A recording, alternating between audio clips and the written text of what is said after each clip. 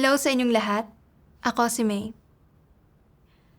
Maraming magulang ang umaasa na mamumukod-tangi ang mga anak nila at magkakaroon ng mas magandang buhay sa hinaharap. Pero minsan, nagdudulot ng hindi nakikitang mga pressure sa mga bata ang labis-labis na ekspektasyon sa kanila. Sa patotoong batay sa karanasan na ibabahagi ko ngayon, ang bida na hindi nagawang matupad ang sarili niyang pangarap na mamukod-tangi ay ibinuhos ang kanyang pag-asa sa kanyang anak at ipinasailalim ito sa matinding pressure sa pag-aaral na naging dahilan para magkalamat ang ugnayan nila. Sa pagbabasa ng mga salita ng Diyos, naunawaan niya na ang tunay na pagmamahal ay hindi tungkol sa pamimilit at nakahanap siya ng landas para itrato ng tama ang kanyang anak. Pakinggan natin ang kwento niya.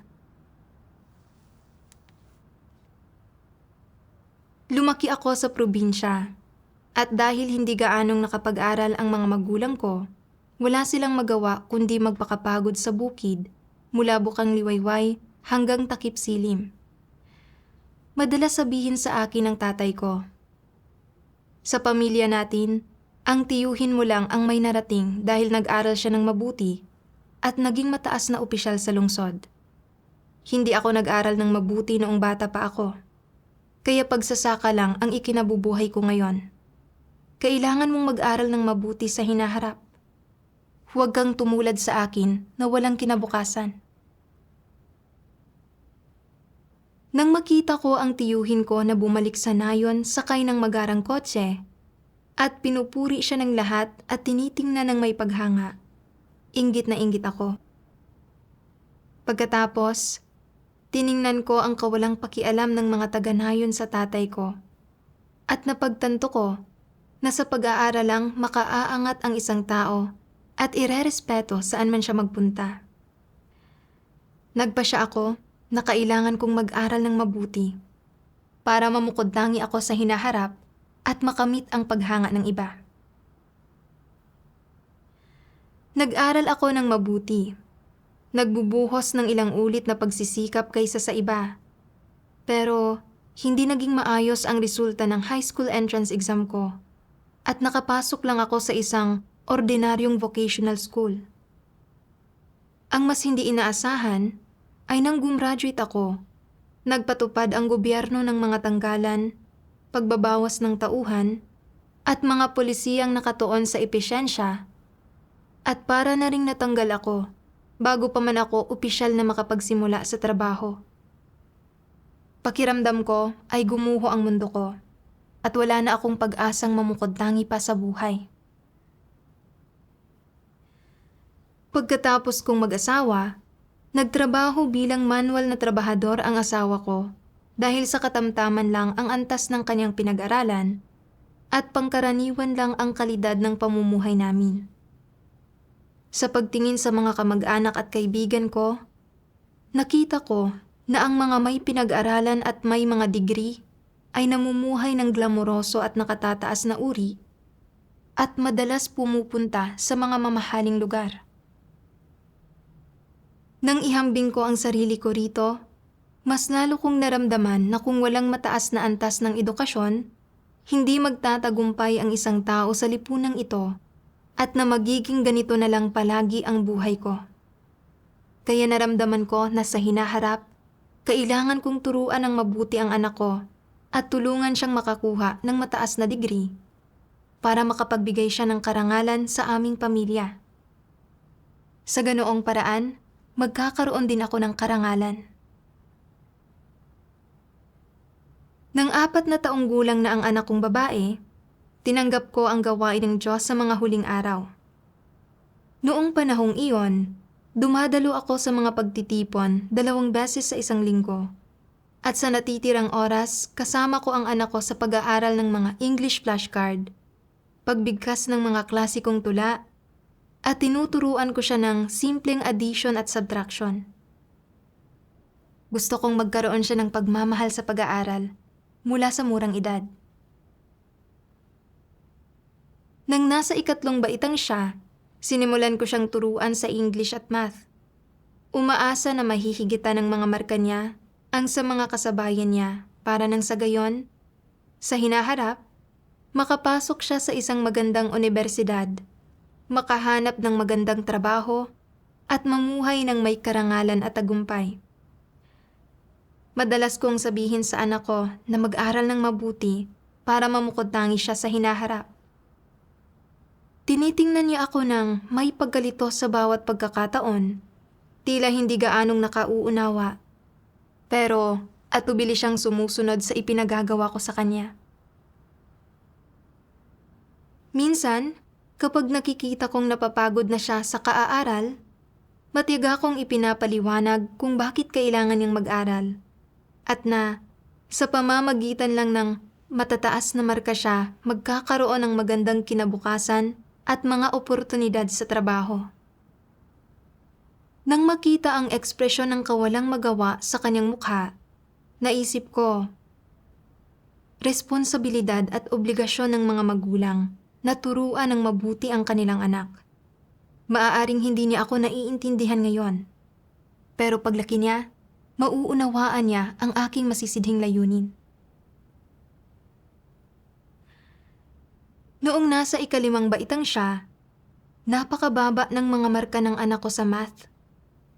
Kahit na matiyagang nagpapaliwanag ang guro niya, tumutulong ang mga kaklase niya sa pagtuturo, at sinisikap niya ng husto na gawin ang mga pagsasanay ng siya lang. Palagi pa ring hindi kasiya-siya ang mga resulta ng eksaminasyon niya. Minsan ay bumabagsak pa siya. Nang makita ko ito, labis akong nabahala at istrikto kong sinabi sa anak ko. Kung walang matataas na marka, hindi ka makapapasok sa pangarap mong paaralan at wala kang mararating. Sa paningin ng iba, wala kang kwenta at magiging bigo ang buong buhay mo. Kailangan mong humanap ng paraan para mabilis na mapataas ang mga marka mo sa math, kahit ano pa ang mangyari. Kung hindi kita basta-basta palalampasin. Kiming tumingin sa akin ang anak ko. Takot na takot magsalita, namumutla ang mukha sa takot. Nang makita ko siyang ganoon, lumambot ako ng kaunti. Nagsisikap naman siya, at ang mabababang marka niya sa math ay hindi dahil sa ayaw niyang matuto. Naisip ko kung sumobra na ba ako. Pero pagkatapos ay naisip ko, kung hindi ako maghihigpit ngayon, baka wala siyang maging magandang oportunidad sa trabaho kalaunan. Mas gusto ko pang kamuhian niya ako ngayon kaysa wala siyang kinabukasan. Pagkatapos magtanong-tanong, nakahanap ako ng guro na may marami ng taon ng karanasan para pribadong turuan ang anak ko. Kapag oras na ng pribadong pagtuturo sa anak ko, itinitigil ko ang aking gawain at nakikinig din ako. Inililista ko ang mga bahaging hindi naiintindihan ng anak ko at pag-uwi namin, ipinare-review ko ang mga iyon sa kanya. Kapag hindi pa rin niya magawa, nagagalit ako at pinapagalitan siya ng malakas, sinasabing, "Sa tingin mo ba ay makapapasok ka sa isang prestihiyosong high school kung mananatili kang ganyan?" Napapaatras sa takot ang anak ko. Nangingilid ang luha ng sama ng loob sa mga mata niya. Lumalambot ang puso ko at naiisip ko, baka dapat ay hayaan ko na lang ang mga bagay-bagay. Matututuhan niya kung ano ang kaya niya. Paano kung magka-depresyon siya sa huli dahil sa lahat ng pressure na ito? Pero pagkatapos ay naisip ko agad, ang pagluluwag sa edukasyon niya ngayon ay direktang makaaapekto sa kinabukasan niya. Kailangan kong tuparin ang responsibilidad ko bilang magulang. Kaya, patuloy ko siyang itinutulak na mag-aral. Sadyang introvert ang anak ko sa una pa lang, at sa pressure na inilapat ko, lalo pang bumaba ang tiwala niya sa sarili.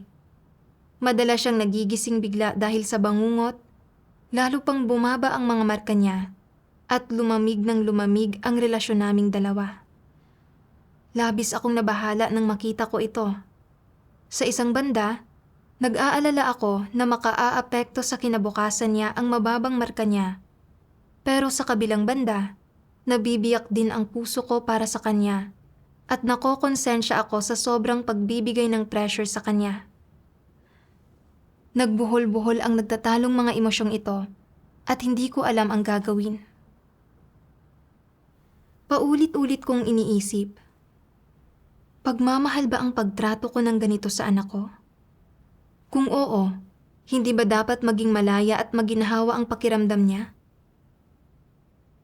Pero malinaw kong nararamdaman na lalo siyang nagiging miserable at bumababa ang tiwala niya sa sarili. Hindi na nga tumaas ang mga marka niya, kundi lalo pa itong bumaba at lagi siyang bigla ang nagigising ngayon dahil sa bangungot. Mali kaya ang paraan ko ng pagtuturo sa anak ko? Hindi ko alam ang gagawin. Kaya walang humpay akong nanalangin, hinihiling sa Diyos na gabayan akong maunawaan ang mga problema ko. Isang araw, nabasa ko ang mga salita ng Diyos at nagkaroon ako ng kaunting pagkaunawa sa kalagayan ko. Sabi ng makapangyarihang Diyos, sa katunayan, gaano man kainggrande ang mga adhikain ng tao, gaano man kamakatotohanan ang mga pagnanais ng tao, o gaano man maaaring kaangkop ang mga ito, ang lahat ng gustong matamo ng tao, ang lahat ng hinahanap ng tao, ay hindi mapaghihiwalay na nauugnay sa dalawang salita. Ang dalawang salitang ito ay lubhang mahalaga sa bawat tao sa buong buhay nila, at ang mga ito ay mga bagay na binabalak na ikintal ni Satanas sa tao. Ano ang dalawang salitang ito? Ang mga ito ay kasikatan at pakinabang. Gumagamit si Satanas ng isang napakabanayad na paraan, isang paraan na lubos na naaayon sa mga kuro-kuro ng mga tao at na hindi masyadong agresibo, para magdulot sa mga tao na tanggapin nila ng hindi nila namamalayan ang mga paraan at batas nito ng pananatiling buhay. Magkaroon ng mga layon sa buhay at direksyon sa buhay at magtaglay ng mga adhikain sa buhay.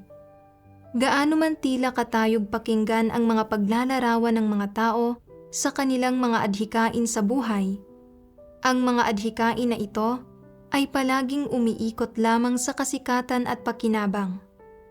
Ang lahat ng hinahabol ng sino mang dakila o sikat na tao, o sa katunayan ng sino mang tao, sa buong buhay niya ay nauugnay lang sa dalawang salitang ito, kasikatan at pakinabang.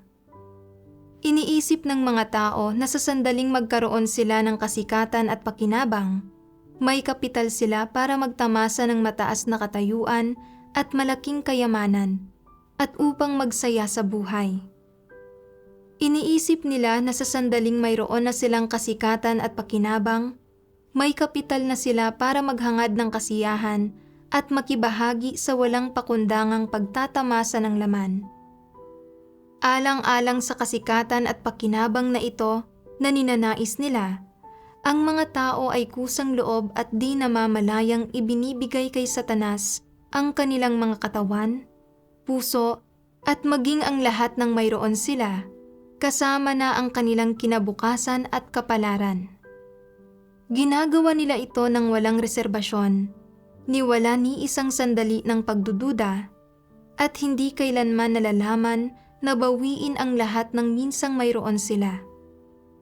Mapapanatili ba ng mga tao ang anumang kontrol sa kanilang mga sarili sa sandaling isuko na nila ang kanilang sarili kay Satanas at maging tapat dito sa ganitong paraan? Tiyak na hindi. Sila ay ganap at lubos na kontrolado ni Satanas. Sila ay ganap at lubos na nalugmok sa putikang ito at hindi magawang mapalaya ang kanilang mga sarili.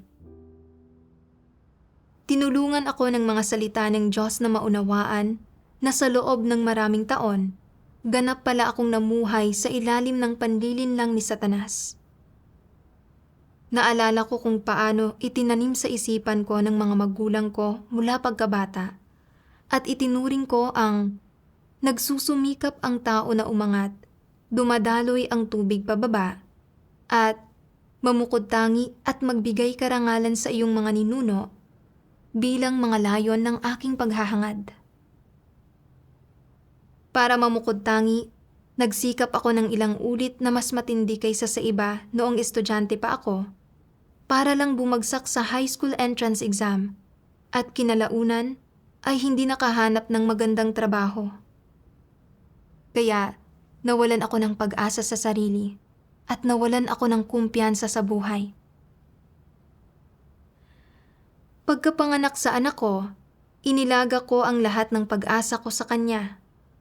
Para linangin ang interes niya sa pag-aaral, sinimulan kong magkintal ng kaalaman sa kanya mula sa murang edad, at bilang resulta, nawala sa kanya ang kagalakan ng pagkabata. Nang magsimula siyang pumasok sa eskwela at nakita kong mababa ang mga marka niya sa math, pinilit ko siyang magpaturo ng pribado para tumaas ang mga marka niya. At nang hindi tumaas ang kanyang mga marka, nagalit ako at pinagalitan siya. Hindi ako naging maunawain o mapagsaalang-alang sa kanya kahit kaunti. Dahil patuloy ako sa pagbibigay ng pressure sa kanya, nabigatan ang mura niyang puso sa matinding stress at lalong lumayo ang loob namin sa isa't isa. Sa panlabas, mukhang ginagawa ko ang lahat ng ito para sa kabutihan niya, pero sa totoo lang, ipinipilit ko sa kanya ang mga sarili kong pangarap na hindi ko natupad. Pinakakamit ko sa kanya ang mga iyon para sa akin, at tinatrato ko siya bilang kasangkapan para mamukod-tangi ako. Talagang wala akong pagkatao. Nang mapagtanto ko ang lahat ng ito, nakaramdam ako ng matinding pagsisisi. Ayaw ko ng patuloy na maloko at mapinsala ni Satanas. Nagpatuloy ako sa paghahanap at binasa ko ang mga salita ng Diyos. Kahit gaano man hindi nasisiyahan ang isang tao sa kanyang kapanganakan, pag-abot sa hustong pag-iisip o pag-aasawa, alam ng bawat isang dumaan na sa mga ito na hindi mapipili ng isang tao kung saan at kailan siya ipapanganak, ano ang hitsura niya, sino ang kanyang mga magulang, at sino ang kanyang kabiyak.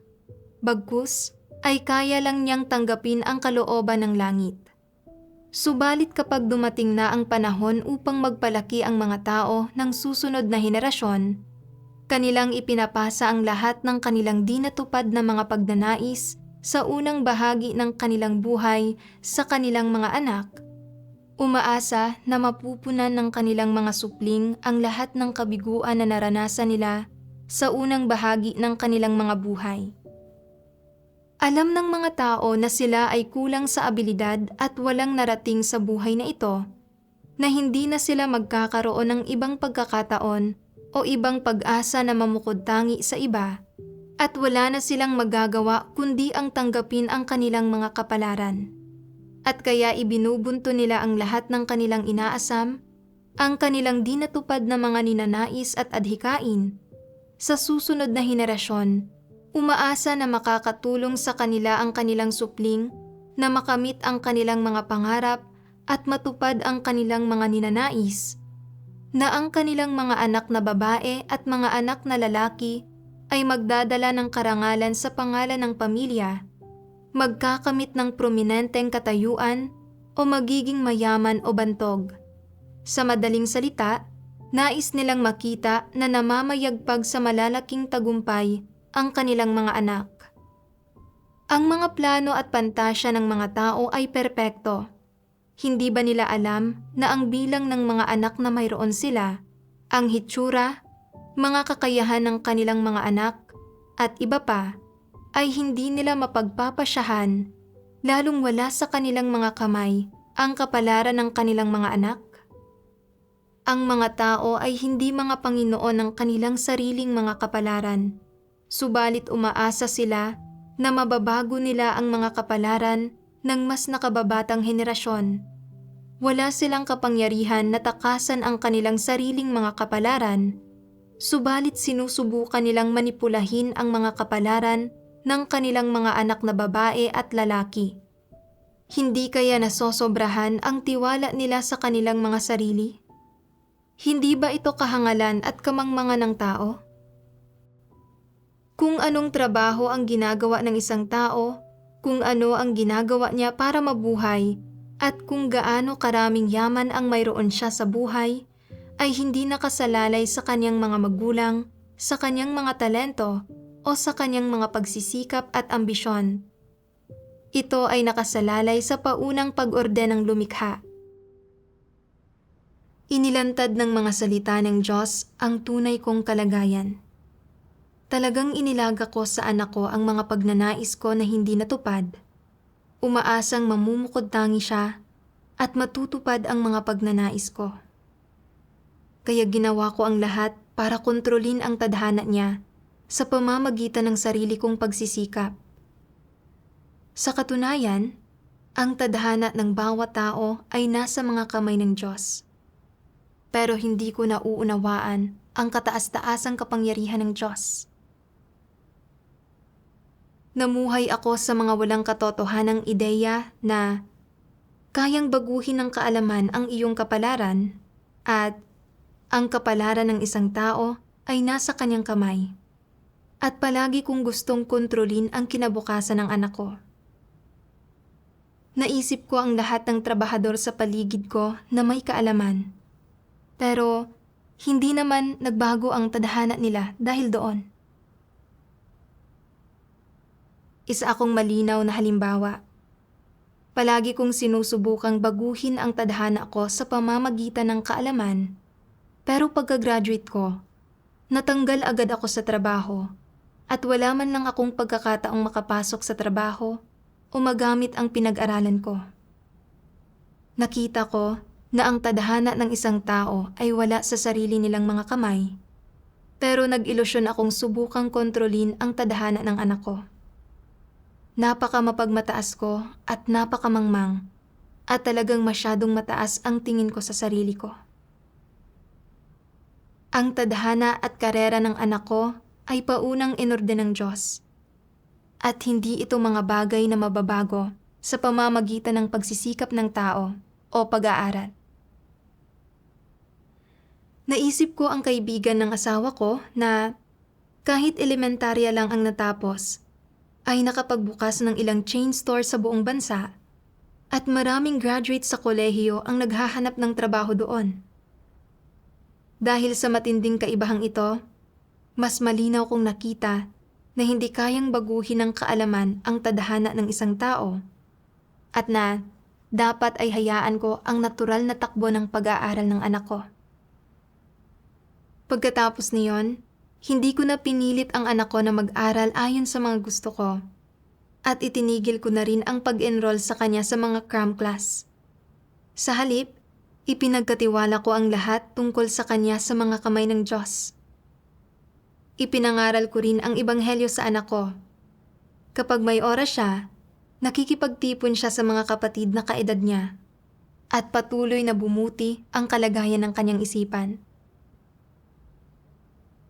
Kalaunan, nabasa ko ang pinakabagong mga salita ng Diyos at mas malinaw kong nakita ang mga problema ko. Naunawaan ko rin kung anong mga responsibilidad ang dapat talagang gampanan ng mga magulang sa kanilang mga anak. Sabi ng makapangyarihang Diyos, sa loob ng subhetibong kamalayan ng mga magulang, mayroon silang lahat ng uri ng mga pag-aakala, plano, at pagpapasya tungkol sa kinabukasan ng kanilang mga anak at bilang resulta, nabubuo nila ang mga ekspektasyong ito. Dahil sa mga ekspektasyong ito, hinihingi ng mga magulang na pag-aralan ng kanilang mga anak ang iba't ibang kasanayan tulad ng pag-arte, pagsayaw, pagpipinta at iba pa. Iniisip na pagkatapos maging mga taong may talento ang kanilang mga anak, magiging mas madali para sa kanila na mangibabaw sa iba sa halip na mamuhay sa ilalim ng mga ito, na maging mga mataas na ranggong opisyal sa halip na mga mababang antas na subordinado, na maging mga manager, executive, at CEO, na magtrabaho sa mga kumpanya ng Fortune Global 500 at iba pa. Ang lahat ng ito ay mga subhetibong ideya ng mga magulang. Naglalagay ang mga magulang na ito ng mga ekspektasyon sa kanilang mga anak ng ganap na ayon sa sarili nilang mga kagustuhan at pagnanais. Hindi ba't ito ay subhetibo? Oo. Sa magandang pananalita, ito ay subhetibo. Ano ba talaga ito? Ano ang iba pang pakahulugan dito? Hindi ba't ito ay pagiging makasarili? Hindi ba't ito ay pamimilit? Ganoon na nga. Gusto mo ang isang partikular na propesyon, gusto mong maging isang opisyal, yumaman, maging tanyag at matagumpay sa lipunan, kaya pinahahangad mo rin sa mga anak mo na maging ganoong uri ng tao at pinapatahak mo sila sa ganoong landas. Ngunit mahirap sabihin kung magagawa ba nila ang trabahong iyon sa hinaharap o kung talaga bang nababagay sa kanila ang trabahong iyon.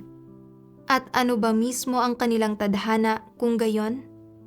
Paano sila paghaharian ng Diyos at gagawa ng mga pagsasaayos? Alam mo ba ang mga bagay na ito?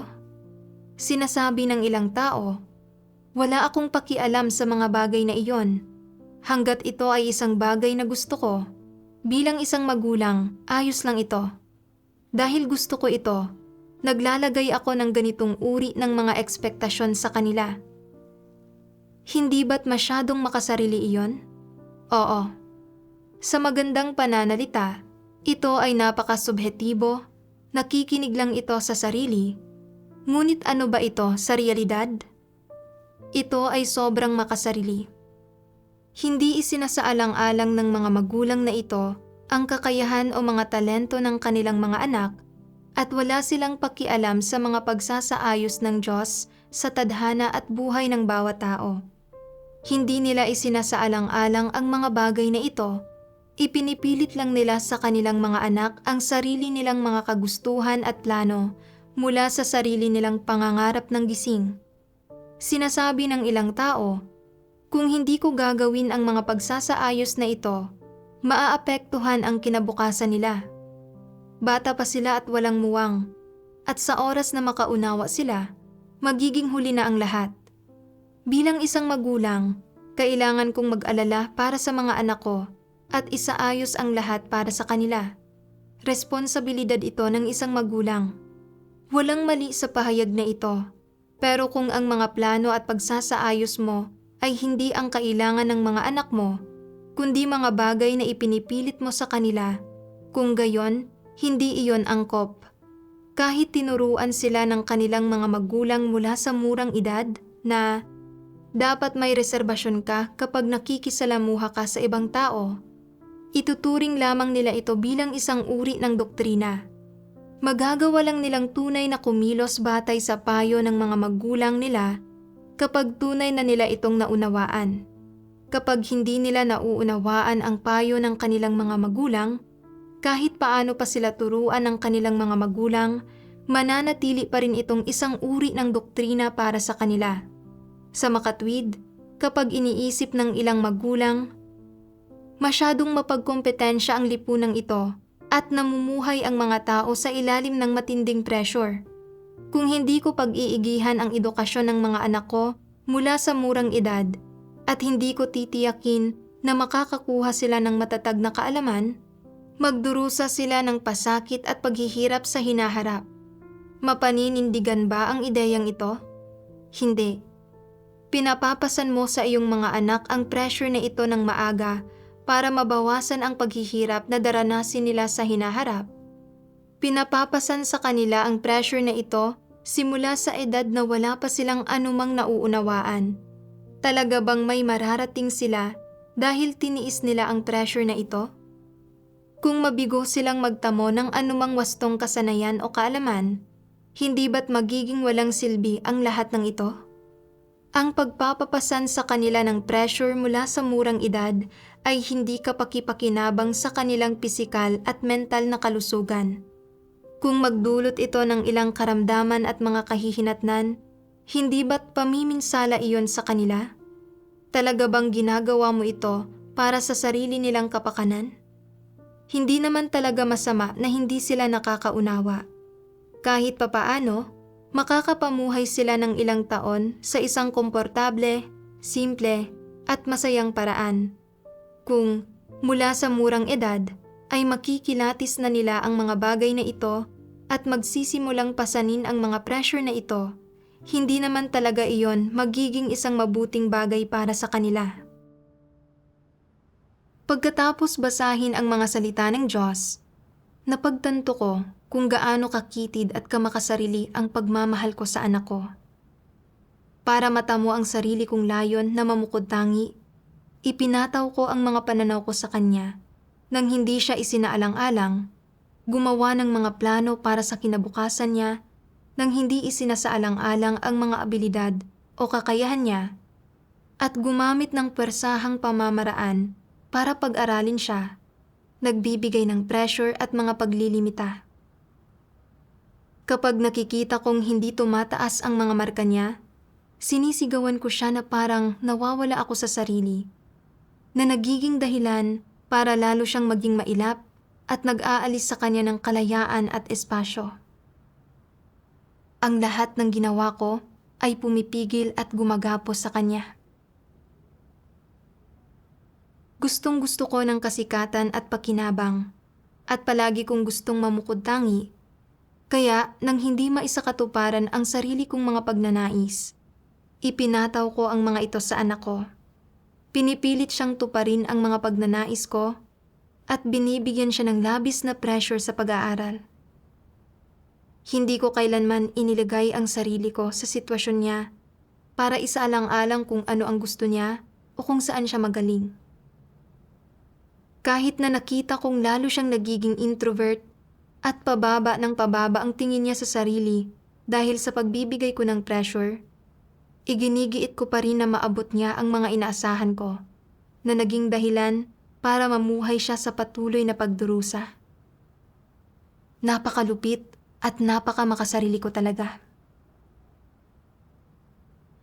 Bata pa ang anak ko, nasa edad na mahilig maglaro, pero pwersahan kong ikinintal ang mga satanikong pilosopiya at batas sa kanya. Pinupuwersa siyang pasanin ang mga pressure at pasakit na hindi naman niya dapat pasanin. Ang ginawa ko sa anak ko ay hindi talaga pagmamahal, kundi isang uri ng pinsalang psikolohikal.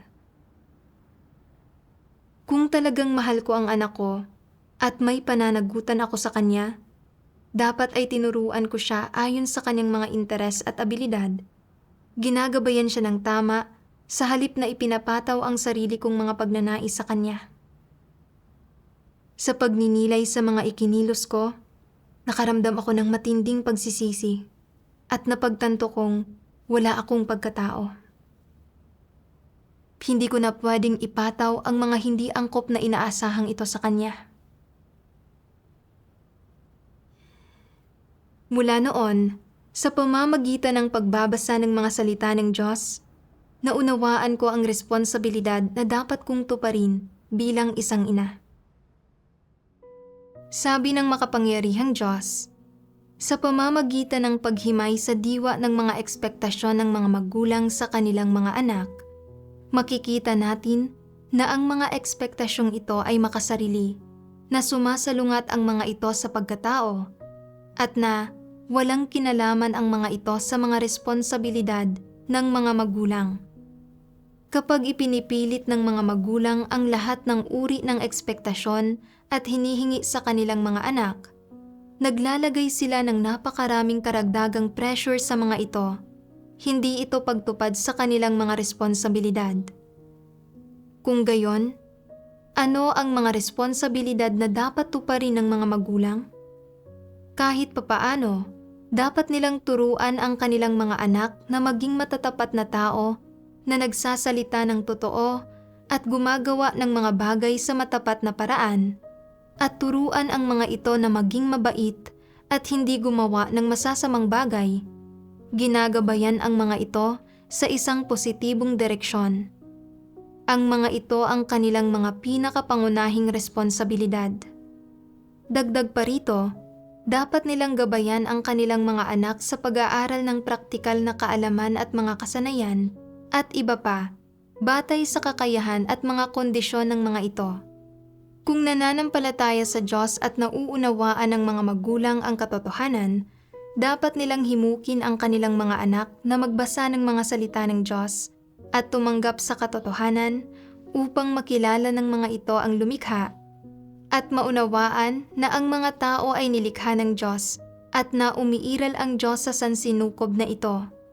Dapat nilang akayin ang kanilang mga anak sa pananalangin sa Diyos at pagkain at pag-inom ng mga salita ng Diyos upang makaunawa ang mga ito ng ilang katotohanan, upang paglaki ng mga ito ay magawa ng mga ito na manampalataya sa Diyos, sumunod sa Diyos, at gawin ang tungkulin ng isang nilikha sa halip na hangarin ang mga makamundong kalakaran, masilo sa iba't ibang komplikadong ugnayan ng mga tao, at maakit, gawing tiwali, at mawasak ng iba't ibang masasamang kalakaran ng mundong ito. Ang mga ito talaga ang mga responsibilidad na dapat tuparin ng mga magulang. Ang mga responsibilidad na dapat nilang tuparin ay, sa kanilang papel bilang mga magulang, ang magbigay sa kanilang mga anak ng positibong gabay at angkop na tulong bago umabot ang mga ito sa hustong gulang, pati na rin ang maagap na pangangalaga sa pisikal na buhay ng mga ito, hinggil sa mga pang-araw-araw na pangangailangan. Kung magkasakit ang kanilang mga anak, dapat silang ipagamot ng mga magulang kung kinakailangan. Hindi nila dapat, dahil sa takot na maantala ang pag-aaral ng kanilang mga anak, pilitin silang pumasok sa paaralan at ipagwalang bahala ang pagpapagamot. Kapag kailangang magpagaling ng kanilang mga anak, dapat pahintulutang magpagaling ang mga ito. At kapag kailangang magpahinga ng mga ito, dapat pahintulutang magpahinga ang mga ito. Ang pagtiyak sa kalusugan ng kanilang mga anak ay kinakailangan. Kung mahuli sa pag-aaral ang mga anak, makakahanap ang mga magulang ng paraan para makabawi pagkatapos. Ang mga ito ang mga responsibilidad na dapat tuparin ng mga magulang. Sa isang banda, dapat nilang tulungan ang kanilang mga anak na magtamo ng matatag na kaalaman. Sa kabilang banda, dapat nilang gabayan at turuan ang kanilang mga anak upang matahak ng mga ito ang tamang landas at tiyakin ang kalusugang pangkaisipan ng mga ito upang hindi maimpluwensyahan ang mga ito ng hindi mabubuting kalakaran at ng masasamang gawain ng lipunan. Kasabay nito, dapat din nilang idulot na ang kanilang mga anak ay mag-ehersisyo ng angkop upang matiyak ang pisikal na kalusugan ng mga ito. Ang mga ito ang mga bagay na dapat gawin ng mga magulang sa halip na sapilitang ipataw ang anumang hindi makatotohanang inaasahan o hinihingi sa kanilang mga anak. Dapat tuparin ng mga magulang ang kanilang mga responsibilidad pagdating sa mga bagay na kailangan ng kanilang mga anak para sa kanilang espiritu at sa mga bagay na kailangan sa pisikal na buhay ng mga ito. Dapat nilang sabihin sa mga ito ang ilang karaniwang kaalaman tulad ng dapat kumain ang mga ito ng maligamgam na pagkain at hindi ng malalamig na pagkain, na kapag malamig ang panahon ay dapat silang magsuot ng makapal para maiwasang ginawin o sipunin. Tinutulungan ang mga ito na matutong pangalagaan ang sariling kalusugan ng mga ito.